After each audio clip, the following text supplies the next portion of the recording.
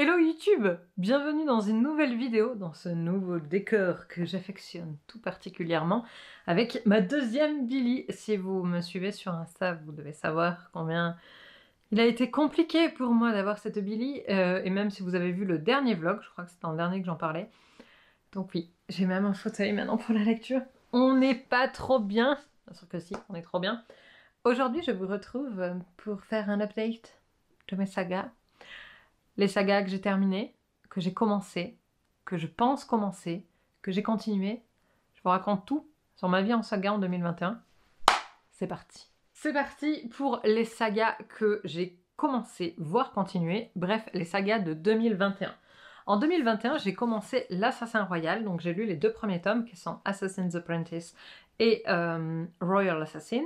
J'ai eu, alors c'était à l'occasion de la lecture commune chez Cornelius, vous le savez, j'ai eu une lecture un peu compliquée, mais je pense qui était due à un bad timing de lecture, donc j'ai quand même envie de lire Assassin's Quest, qui est le dernier tome de cette trilogie, il ne me reste qu'un tome, mais j'ai surtout très envie de lire Les Aventuriers de la Mer, donc je veux passer par là pour lire Les Aventuriers de la Mer. Je pense qu'il faudra quand même que je lise des résumés spoilants des deux premiers tomes, pour être certaine d'avoir tous les éléments avant d'entamer ce dernier tome, parce que c'est vrai que comme j'ai lu vite et que ça me plaisait pas tout à fait sur le moment, bah je pense que j'ai oublié pas mal de détails, donc je vais lire des résumés spoilants avant. Est-ce que c'est dans mes sagas de 2022? Peut-être, je ne suis pas certaine, mais je vais vous expliquer pourquoi. En 2021, j'ai continué et terminé la saga Mistborn, qui est une trilogie donc de Brandon Sanderson. J'ai tellement aimé. Mistborn, ça a vraiment été une magnifique aventure de lecture, une très belle découverte. Et voilà, les post-it parlent d'eux-mêmes. C'est top, c'est magnifique, c'est sandersonien, voilà, c'était une très belle lecture.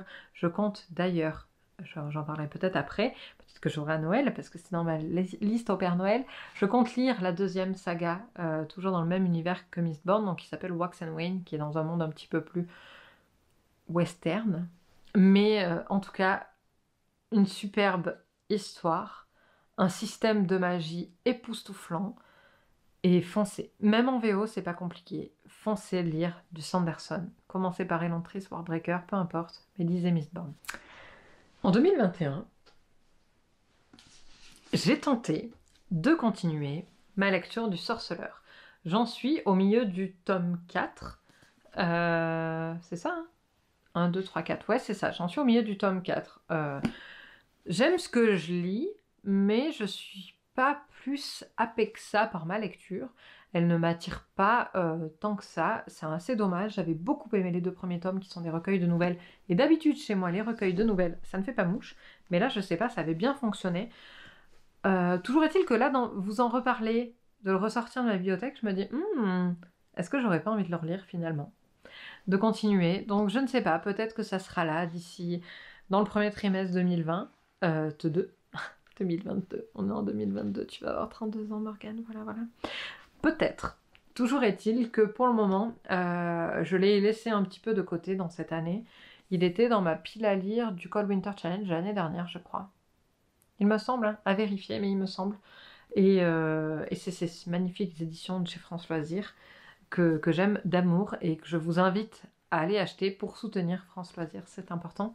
C'est une entreprise française qui a besoin de soutien en ce moment.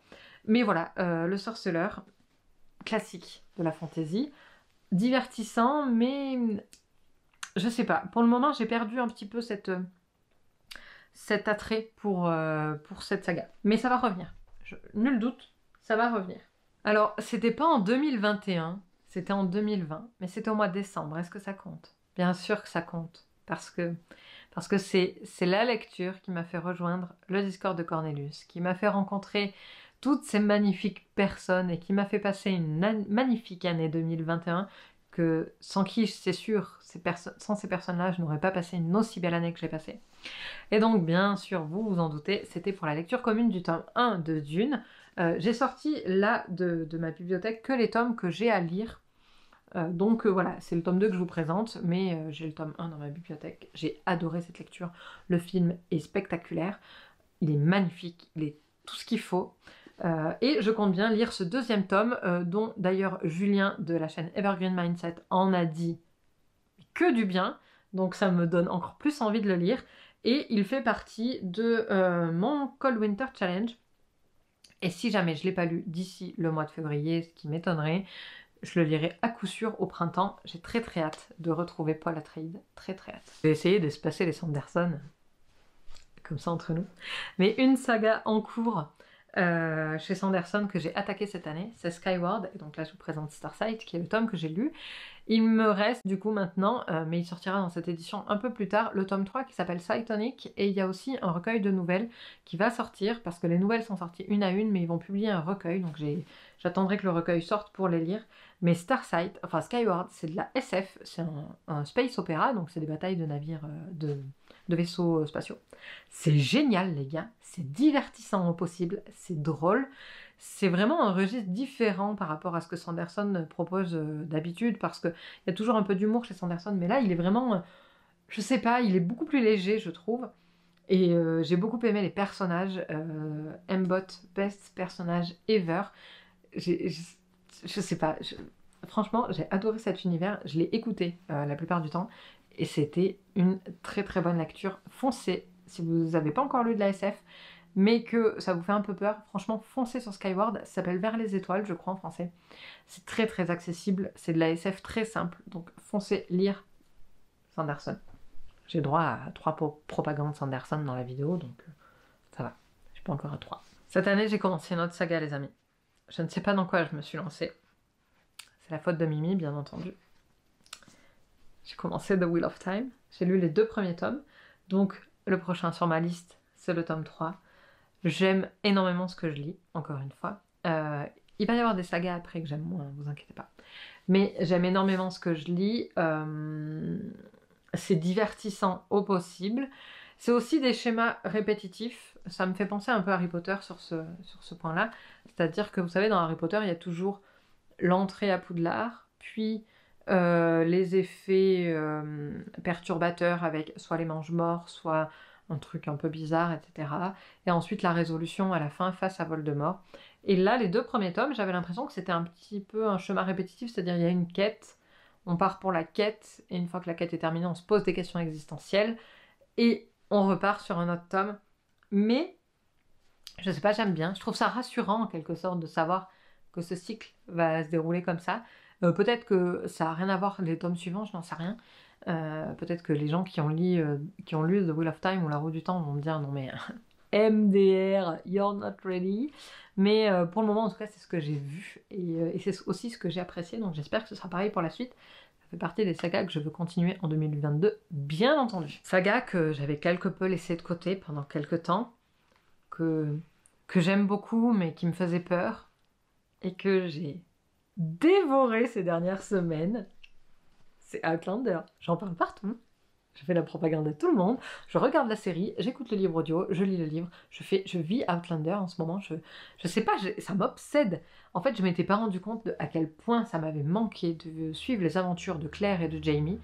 Et de là, les retrouver, ça m'emplit de joie. Vous ne pouvez pas savoir. En ce moment, je n'ai envie de lire que ça. Donc j'ai une lecture commune en ce moment sur le Discord sur les 3 mousquetaires.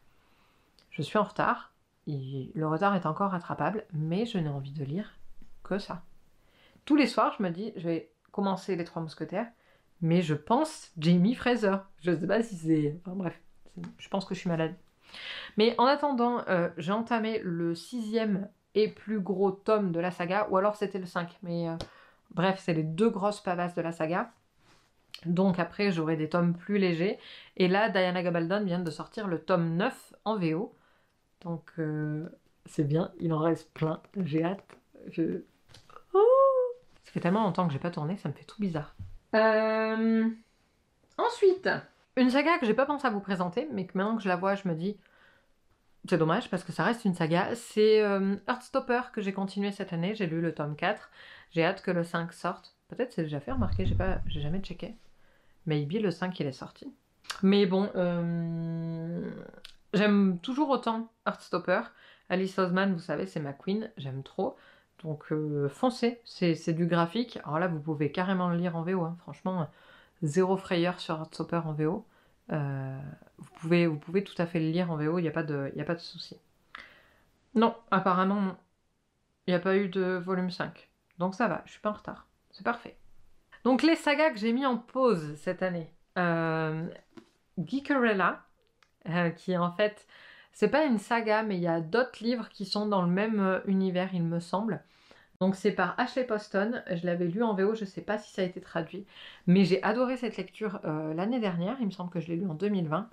J'avais vraiment adoré, en VO c'est hyper accessible, c'est du young adulte, et c'est assez funny, j'avais beaucoup aimé, c'est autour du cosplay. Pardon, nous avons été coupés par une carte SD pleine, mais je vous disais que j'avais adoré Geekerella et que j'aimerais bien lire les autres romans dans cet univers, donc peut-être que je les commanderai, ils sont dans ma wishlist Amazon.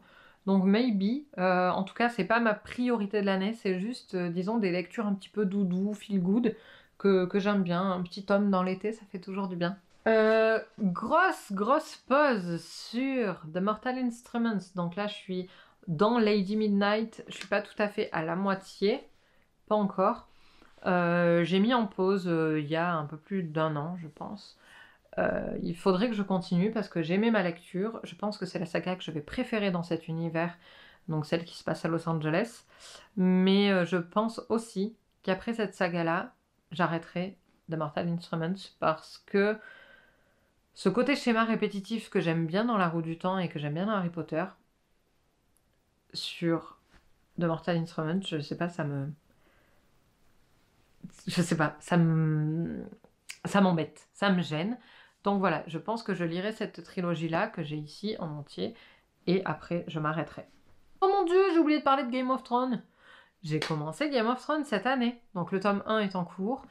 Je compte le terminer, je ne sais pas quand, mais je compte le terminer un jour. Je ne peux pas le sortir, il est tout en haut de la Billy, mais oui, j'ai commencé, j'ai oublié de le sortir. Autre saga que j'ai mis en pause, c'est Rule of Wolves de Leigh Bardugo, donc c'est la suite de Grisha et de Six of Crows. Pourquoi j'ai mis en pause, je ne sais pas. Je ne sais pas, j'aime cette histoire, je ne sais pas. Je pense que c'est tombé à un moment où j'avais pas le temps. De toute façon, j'ai mis un marque-page, mais je vais l'enlever parce que je relirai depuis le début. Mais c'est arrivé à un moment où j'avais pas le temps ni beaucoup d'envie de lire. Et donc, le pauvre, ça a été une victime de la panne de lecture, quoi.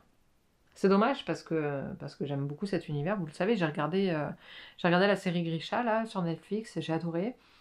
Et ouais, faudrait que je continue, je sais pas. Et maintenant, on arrive sur les 3 dernières sagas que j'ai à vous présenter aujourd'hui, qui sont des sagas que j'aimerais commencer cette année. Tadam! Non, pardon. Il y a dans ces sagas-là le Codex Aera, donc une saga que Camelot, ma copine Camelot Magic Adou, adore, et surtout elle me l'a offert, donc c'est vraiment dans mon petit cœur, vous voyez, ça fait boum boum quoi. Genre j'ai reçu un colis surprise de la copine Camelot. Et donc il est dans ma pile à lire du Cold Winter Challenge, donc celui-ci sera lu tout début 2022. Ce sera peut-être ma prochaine lecture après Outlander tome 5. Tome 6, pardon, peut-être. En attendant, c'est le seul livre en VO de ma pile à lire du Cold Winter Challenge. Je ne sais absolument pas de quoi ça parle, hein, je ne peux pas vous dire, mis à part des Pokémon romains. Et ensuite, on revient sur de la VF. Oui, en ce moment, je suis mood VF, les amis, c'est comme ça, je ne sais pas pourquoi. Et j'ai envie de lire La Passe Miroir. Donc le premier tome, c'est Les Fiancés de l'hiver. C'est aussi dans ma pile à lire du Cold Winter Challenge. Ça fait partie des rares sagas que je m'autorise à commencer cette année. Donc ça va, c'est 4 tomes. C'est pas non plus la mort. Codex Alera, c'est plus, je crois que c'est 6. Mais bon, c'est pas grave, je ferai durer à la limite. Parce que pour rappel, il me restera, après le tome 6, 4 tomes à lire sur Outlander, plus celui qui va être traduit, plus la série Lord John qui est dans le même univers, plus La Roue du Temps, plus Game of Thrones, plus Le Sorceleur, plus celle que je vais présenter après. Donc, on va pas faire trop de folie non plus. Mais La Passe Miroir, suite à la forte propagande des amis sur le Discord de Cornelius, ça me tente bien, je vous avoue que ça me tente bien. Alors, feu, hein. Dites-moi d'ailleurs en commentaire si vous l'avez lu, si vous avez aimé. Et dernière, mais pas des moindres, je vais lire La Couronne des 7 Royaumes de David Biko. Alors, j'ai pas eu le temps de regarder tout le replay de Michaela sur Twitch avant qu'il disparaisse. Je ne sais pas si c'était dans ses livres à lire dans l'année, Mais je sais que elle, Émilie et moi les avons dans notre palle, donc il y a moyen qu'on les lise ensemble. Moi, c'est encore une fois les éditions France Loisirs. Il est très très beau. J'adore ces éditions, elles sont très jolies, je trouve. Franchement, n'hésitez surtout pas à aller voir ce qui se fait chez France Loisirs. Cette vidéo n'est absolument pas sponsorisée, mais ils font des très belles éditions, notamment sur La Roue du Temps. Ils les éditent en un tome, là où Brajlon les édite en deux, en poche en tout cas. Et voilà, ils reprennent pas mal de travail éditorial comme ça d'autres maisons d'édition et ils font des tomes, des intégrales, pardon. Et La Couronne des Sept Royaumes, je les trouve particulièrement magnifiques, donc moi j'ai tous les tomes et je compte le lire cette année. Oui, tous les tomes. Cette année, je compte lire La Couronne des Sept Royaumes en entier. Oui, oui. Et donc là, il y a Cornelius qui va passer, qui va dire « Ah, il est où Rochard? Il est où Rochard? Rochard, elle est pas prête, Tatamo, elle le lira quand elle aura 40 ans. » Allez, on va faire la photo de la miniature. En tout cas les amis, j'espère que cette vidéo vous a plu. Dites-moi en commentaire, surtout j'ai très envie de le savoir, quelles sont les sagas que vous allez lire l'année prochaine, où vous en êtes dans vos sagas, et puis rejoignez-nous sur le Discord. Pour ça, il faut être inscrit aux histoires de mots, c'est des petits mails qui arrivent les lundis. Alors avant c'était tous les lundis, maintenant c'est un lundi sur 4. En fait, j'ai eu peu de temps ces dernières semaines, mais je compte m'y remettre en janvier. Donc inscrivez-vous aux histoires de mots, c'est un mail les lundis à 18 h dans votre boîte mail, et grâce à ça, vous aurez accès au Discord de la chaîne, et on pourra parler lecture, et pas que. On dit beaucoup de merde aussi. Beaucoup. Et sinon, vous pouvez nous rejoindre sur Twitch, parce qu'on est quand même souvent sur Twitch. Cette pile, ça va pas aller. On est souvent sur Twitch en coworking. Souvent. Le samedi soir, c'est plus souvent du dessin ou alors de la lecture. Mais sinon, on fait du coworking. En ce moment, je teste les coworking matinaux. Ce matin, il y avait pas mal de monde. C'était plutôt cool. J'ai bien aimé.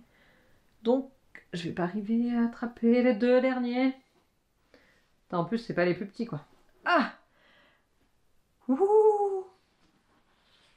Allez, ça sera dans le bêtisier. Des bisous les amis, à très vite, et vous me dites en commentaire hein, si vous avez ça à lire aussi. Je vous fais de gros bisous, je vous souhaite de très bonnes lectures. À très vite!